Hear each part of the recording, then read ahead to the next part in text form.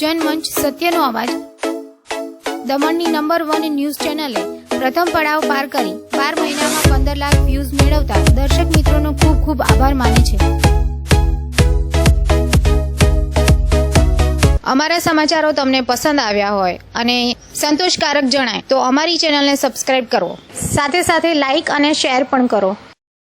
Janmanch news channel તથા રાષ્ટ્રીય અને સ્થાનિક ગુજરાતી, હિન્દી, અંગ્રેજી અખબારોમાં જાહેરાતો આપવા માટે સંપર્ક કરો Nirav Bhatt, mobile number 9228105414।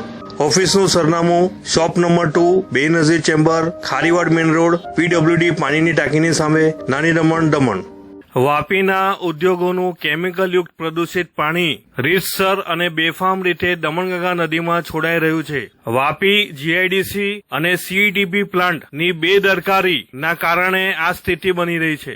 CETP પ્લાન્ટમાંથી પ્રદૂષિત પાણીને ફિલ્ટર કર્યા બાદ જ દમણગંગા નદીમાં છોડાવવું જોઈએ, પરંતુ અહીં વેસ્ટનું પાઇપલાઇન તૂટી જવાથી અને ભંગાણ સર્જાતા છેલ્લા મહિનાઓથી વાપીના ઉદ્યોગો દ્વારા કેમિકલયુક્ત અને પ્રદૂષિત પાણી બેફામ રીતે દમણગંગા નદીમાં છોડાઈ રહ્યું છે અને આ પ્રદૂષિત પાણી દમણના દરિયામાં ભળીને દમણને પ્રદૂષિત કરી રહ્યું છે। તમે જોઈ શકો છો દમણગંગા નદી, દમણગંગા રિવર નજીક વાપી વેસ્ટનું જે પાઇપલાઇન છે તે મહિનાઓથી તૂટી ગયું છે અને ભંગાણ સર્જાતા અહીં કેમિકલયુક્ત પ્રદૂષિત પાણી દમણગંગા નદીમાં વહી રહ્યું છે। વાપી જીઆઈડીસી અને વાપીના ઉદ્યોગો દ્વારા જે સીઈટીપી પ્લાન્ટ નાખવામાં આવ્યું છે, જેમાં વાપીના ઉદ્યોગોનું પ્રદૂષિત પાણીને ફિલ્ટર કર્યા બાદ જ દમણગંગા નદીમાં છોડવું એવું કહેતા વાપીના ઉદ્યોગો અને સીઈટીપી પ્લાન્ટના સંચાલકોની આ બેદરકારી તમે જોઈ શકો છો।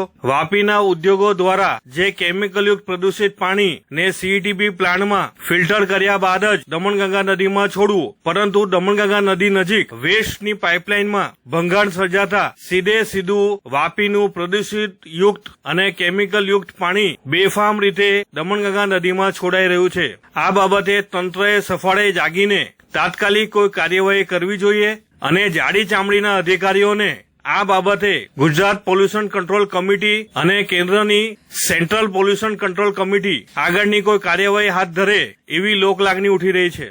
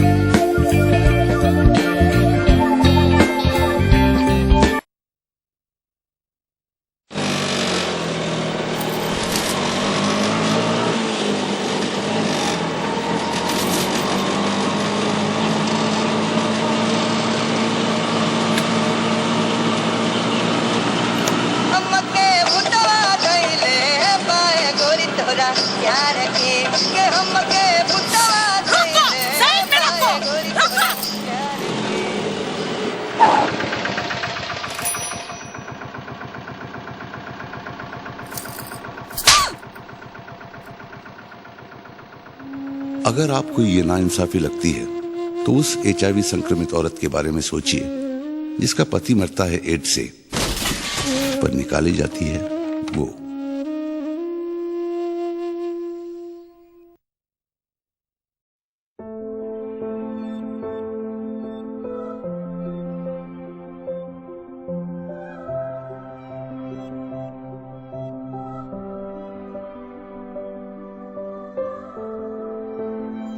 સંઘ પ્રદેશ દમણ દીવ પ્રશાસનના આરોગ્ય વિભાગના અંતર્ગત આવતા રાષ્ટ્રીય વેક્ટરજનિત રોગ નિયંત્રણ કાર્યક્રમ લોકોને અપીલ કરે છે કે ડેન્ગ્યુ અને મલેરિયા રોગનો ફેલાવો અટકાવવા ઘરની આસપાસ સાફ સફાઈ રાખવી, પાણીનો જમાવડો કરવો નહીં, કુલર, ફ્રીજની ટ્રે, ફૂલદાનીની ટ્રે, સિમેન્ટની ખુલ્લી ટાંકીઓ, કોઠી, પીપ, માટલું વગેરેને દર 3 દિવસે ખાલી કરી તદ્દન સૂકું કરી નવું પાણી ભરવું. બીમારીના લક્ષણો જણાય તો તાત્કાલિક આરોગ્ય કેન્દ્રમાં સારવાર લેવી. વધુ જાણકારી માટે ટોલ ફ્રી નંબર 104 પર સંપર્ક કરો.